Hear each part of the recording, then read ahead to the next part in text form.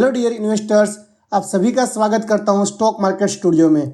दोस्तों, हाल ही में मैंने एक पेंट कंपनी का एक स्टॉक परचेज किया है और मैंने फ्रेश एंट्री ली है और मुझे लगता है कि ये स्टॉक मुझे 100% रिटर्न यहाँ से दे सकता है। तो मैंने सोचा कि वो स्टॉक आपके साथ क्यों शेयर ना किया जाए। दोस्तों, मैं आपके साथ ये स्टॉक शेयर कर रहा हूँ, इसका मतलब ये बिल्कुल भी नहीं है कि मैं आपको बाय या सेल करने की रिकमेंडेशन कर रहा हूँ। ये सिर्फ एजुकेशनल पर्पस के लिए वीडियो बना रहा हूँ। आपको सिर्फ सीखना है कि किसी भी कंपनी में हमें इन्वेस्टमेंट करने से पहले क्या क्या चीज़ें देखनी चाहिए, क्या क्या उसमें अच्छी बात है, क्या क्या बुरी बात है, उसके बाद में हमें डिसीजन लेना चाहिए। दोस्तों, इस वीडियो में हम टोटल 4 भाग में एनालिसिस करेंगे। सबसे पहले पेंट इंडस्ट्री का ओवरलुक देखेंगे, इसका सेक्टर का एनालिसिस करेंगे। इसके बाद में बिजनेस एनालिसिस करेंगे और फाइनेंशियली स्ट्रांग है या नहीं वो भी देखेंगे। और इसी कंपनी में एक बहुत ही ब्यूटीफुल चार्ट पैटर्न बना हुआ है और चार्ट पैटर्न और फाइनेंशियल और सेक्टर का ग्रोथ, वो तीनों चीज़ों को साथ में लेके अच्छा खासा ग्रोथ दिख रहा है, इसलिए मैंने इसमें पोजीशन ली है। तो मेरे साथ बने रहिए, कंप्लीट वीडियो देखिए और कैसे स्टॉक को या फिर कैसे सिलेक्शन किया जाता है वो आप देखिए, सीखिए और आगे बढ़िए। तो दोस्तों, paint sector at a glance अगर हम देखें तो इंडिया का जो paint sector and coating sectors है, इसकी मार्केट साइज 2024 तक $9.60 बिलियन हो जाने का एस्टिमेशन है और is expected to reach 15.04 billion by 2029। अगले 5 साल के अंदर ऑलमोस्ट डबल के आसपास पहुंच जाने का एक्सपेक्टेशन है। और दोस्तों, एक इंडियन पेंट इंडस्ट्री जो है, इसका जो कंपाउंडेड एनुअल ग्रोथ रेट है वो नियर अबाउट 9.38 के आसपास का एस्टिमेट किया जा रहा है। और कुछ रीजंस है इस कंपनी के सिलेक्शन के कि क्यों इस सेक्टर्स को मैंने सिलेक्ट किया है, क्यों इस कंपनी को सिलेक्ट किया, वो सभी रीजंस आज मैं आपके साथ शेयर करने वाला हूँ। सबसे पहला जो रीजंस है वो high growth in real estate sector. दोस्तों, जैसे जैसे रियल एस्टेट सेक्टर में ग्रोथ आएगा वैसे ही पेंट्स की डिमांड बढ़ेगी। नई नई बिल्डिंग्स बनेंगी, उसको पेंट करना होगा, नए नए घर बनेंगे, उसको पेंट करना होगा। और जो पेंट की जो डिमांड है वो टोटल जो 70% डिमांड है वो ये रियल एस्टेट से ही आती है। तो जैसे रियल एस्टेट में ग्रोथ होगा तो ये पेंट इंडस्ट्री भी आगे बढ़ेगी। दूसरे नंबर का जो रीजन है वो है अर्बनाइजेशन। दिन प्रतिदिन अर्बनाइजेशन यानी कि शहरीकरण दिन प्रतिदिन बढ़ता जा रहा है। जैसे जैसे गांव के लोग शहर में आएंगे, खुद का घर लेंगे, उसमें कलर करवाएंगे, तो पेंट्स की तो डिमांड कंटिन्यूस बढ़ने वाली है। थर्ड वाला जो रीजन है वो राइजिंग पर कैपिटा इनकम। जैसे जैसे किसी पर्सन की पर कैपिटा इनकम बढ़ रही है, पूरे कंट्रीज की जो पर कैपिटा इनकम बढ़ रही है, पॉपुलेशन के साथ बढ़ रही है, तो जैसे इनकम बढ़ेगी तो कलर की भी डिमांड बढ़ने वाली, फर्नीचर भी बनाएंगे तो साथ में कलर भी लोग करेंगे ही। उसके बाद ये फोर्थ वाला जो रीजन है बहुत इंपॉर्टेंट है, ऑटोमोटिव सेक्टर। दोस्तों, जैसे जैसे ऑटोमोटिव सेक्टर्स के अंदर ग्रोथ दिख रही है, जैसे नई नई कार्स बन रही है, नई नई परचेज कर रहे हैं सभी लोग, ऑटो इंडस्ट्रीज में आगे बढ़ रहे हैं। अभी बहुत सारे लोग ऐसे हैं जिसके पास खुद की कार नहीं है, खुद गांव वालों के पास तो अभी टू व्हील भी नहीं है, तो ये टू व्हील बनाने के लिए कलर चाहिए, फोर व्हील्स को ऊपर कलर करने के लिए कलर्स चाहिए। तो ऑटोमोटिव सेक्टर्स के अंदर जो डिमांड बढ़ती है तो डेफिनेटली पेंट इंडस्ट्री में भी डिमांड बढ़ने वाली है। लास्ट वाला जो रीजन है फिफ्थ, वो demand in smaller cities. Metro cities के ज्यादा स्मॉलर सिटीज के अंदर अभी डिमांड बहुत ही पेंट की बढ़ रही है। वो ये टॉप 5 रीजंस है जो पेंट इंडस्ट्रीज को अभी और आगे लेके जाने वाले हैं। दोस्तों, अगर आपको वीडियो पसंद आ रहा है, एनालिसिस पसंद आ रहा है, तो इस वीडियो में मुझे 100 लाइक्स चाहिए। आपका एक लाइक मुझे बहुत ही मोटिवेट करता है, तो वीडियो को लाइक कर दीजिए। और अगर आपने अभी तक हमारे YouTube channel stock market studio को सब्सक्राइब नहीं किया है तो सब्सक्राइब करना मत भूलिए।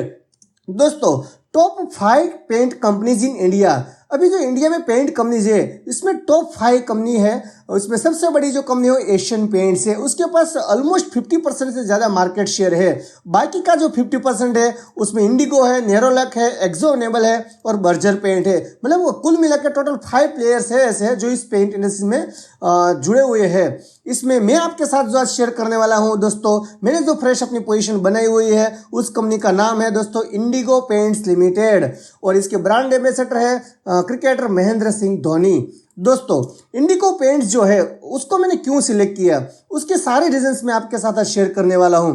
तो जियोग्राफिकल एक्सपेंशन कर रही है कंपनी, टोटल 5 मैन्युफैक्चरिंग प्लांट्स है, 28 स्टेट्स के अंदर उसका प्रेजेंस है, 53 मतलब 50 से भी ज़्यादा उसके डिपोट्स है, वहाँ पे स्टॉक रखा जाता है।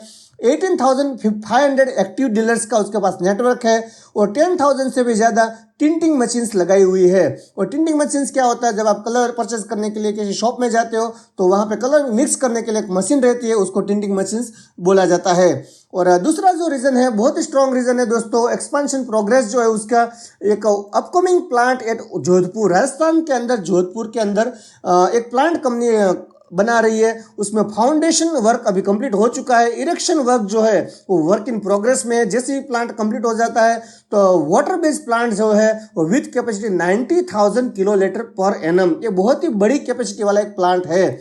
और उसके बाद में दोस्तों ये प्लांट जब कमीशन हो जाएगा, स्टार्ट हो जाएगा, तो अगले 5 साल के लिए उसकी डिमांड्स को पहुंचने के लिए सफिशिएंट होगा। तो आप यहाँ पे देख रहे हो ग्राफ में एग्जिस्टिंग प्लांट जो या 3 यहाँ पर है, 2 यहाँ पर है और 2 प्लांट्स उसके नए बन रहे हैं दोस्तों। जो अपकमिंग प्लांट से कंपनी की प्रोडक्शन कैपेसिटी भी बढ़ेगी। इसके बाद में दोस्तों construction, chemical and water proofing segment में एंट्री करने के लिए इंडिको पेंट्स ने 51% स्टेक एक्वायर किया और जो एक्वायर किया उसका नाम है एप्पल केमी इंडिया प्राइवेट लिमिटेड। ये कंपनी के 51% एक्वायर से ये कंस्ट्रक्शन, केमिकल, वाटर प्रूफिंग में उसका रेशियो बढ़ जाएगा। उसके बाद में दोस्तों new products company continuous launch कर रही है, नए नए कस्टमर्स को करने के लिए खुद का प्रोडक्ट नया नया डिजाइन कर रही है और आगे बढ़ रही है। और ब्रांड के अंदर अगर फोकस देखें तो एडवर्टाइजिंग एंड प्रमोशनल स्पेंड जो है नियर अबाउट टोटल रेवेन्यू का 7 to 8% के आसपास कंटिन्यूस ये ब्रांड को प्रमोट करने के लिए एक्सपेंस कर रही है। और मार्केटिंग फोकस देखिए तो बहुत ही बड़ी चैनल को उसने टाइप किया है, चैनल पार्टनर्स धीरे धीरे बढ़ा रहे हैं और आगे बढ़ रही है कंपनी। दोस्तों उसकी फाइनेंशियल्स देखना भी बहुत ही जरूरी है। हमने सेक्टर्स का ग्रोथ देख लिया, सेक्टर्स में ग्रोथ है और जो कंपनी में हमने सिलेक्ट की है वो कंपनी में भी अच्छा खासा एक्सपेंशन हो रहा है, लेकिन फाइनेंशियल पोजीशन कैसी है वो चेक किए बिना हमें इन्वेस्टमेंट नहीं करना चाहिए। तो अगर इसका फाइनेंशियल पोजीशन हम चेक करें तो अभी जो इसका प्राइस चल रहा है वो 1643 रुपीज़ और आज इतना मार्केट गिरा है लेकिन इसकी प्राइस इतनी डाउन नहीं है, नियर अबाउट 0.70% ही गिरा है। इसका प्योर रीजन है, मैं आपको टेक्निकल एनालिसिस में वो बताऊंगा कि क्यों ये स्ट्रॉन्ग चार्ट पैटर्न बना हुआ है यहाँ पे।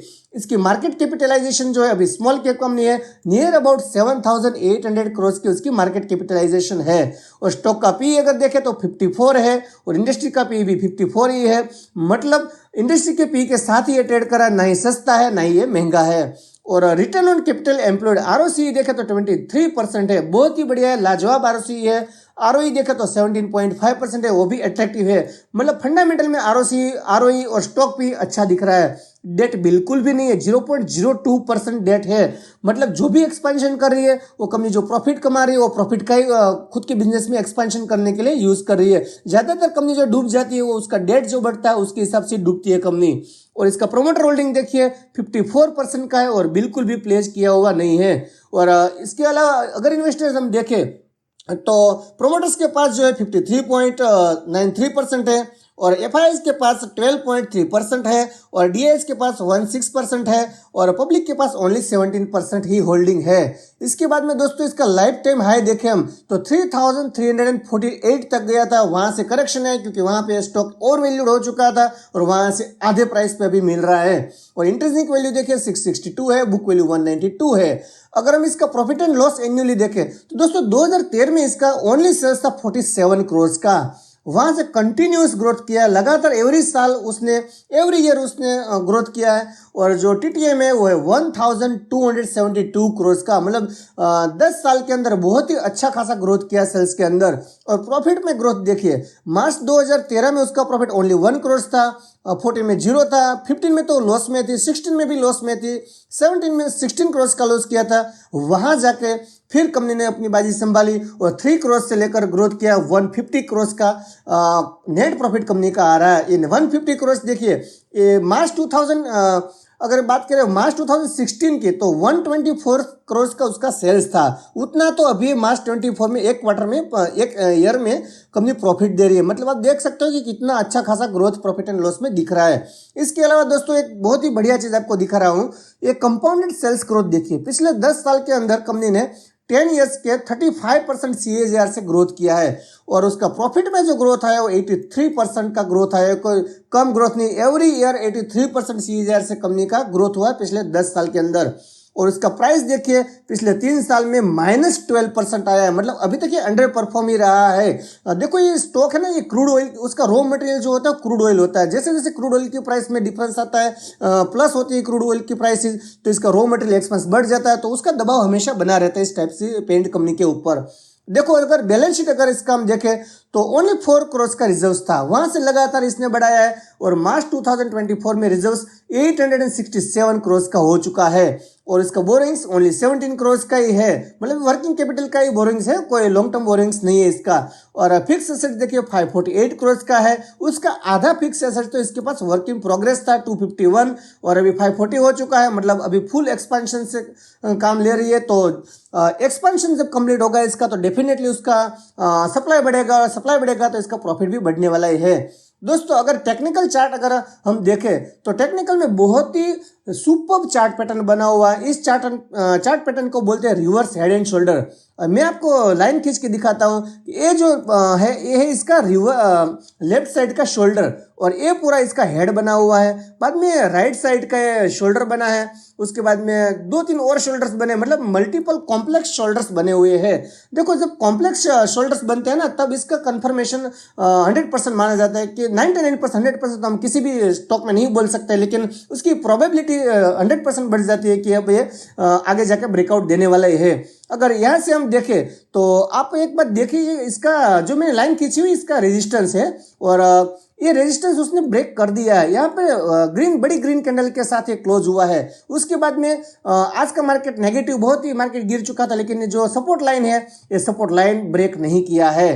तो ये strong position, strong technical chart pattern बना हुआ है। अगर हम शॉर्ट टर्म का इसका टारगेट निकाले यहाँ से कितना हमें रिटर्न दे सकता है, तो यहाँ से हम ऊपर टारगेट लाइन खींच के देखें तो नियर अबाउट दोस्तों टारगेट जो आ रहा है वो अबाउट आ रहा है 40%, 39% का करंट मार्केट प्राइस से इसका टारगेट निकल रहा है। और ये जो टारगेट निकलता है ये अगला जो रेजिस्टेंस है उसके आसपास ही निकल रहा है। उसका अगला रेजिस्टेंस है 2244, 2244 के आसपास जो इसका रेजिस्टेंस है वहां पे उसका टारगेट निकल रहा है। उसके बाद में दोस्तों ये अगर आगे और रेजिस्टेंस क्रॉस करता है तो करंट मार्केट प्राइस है जो हमें प्रॉफिट का एक्सपेक्टेशन है वो है 100%। मैं इसमें 100% के लिए रेडी हूं। क्या आप रेडी हो या नहीं है, आपका खुद एनालिसिस कीजिए फिर आगे बढ़िए। दोस्तों अगर लाइफ टाइम हाई के पास जाता है तो 3322 यानी कि पैसा डबल हो जाता है। दोस्तों अगर 3 साल में भी पैसा डबल हो जाए और इतनी अच्छी स्ट्रॉन्ग फाइनेंशियल कंपनी में तो ये कोई बुरी बात नहीं है।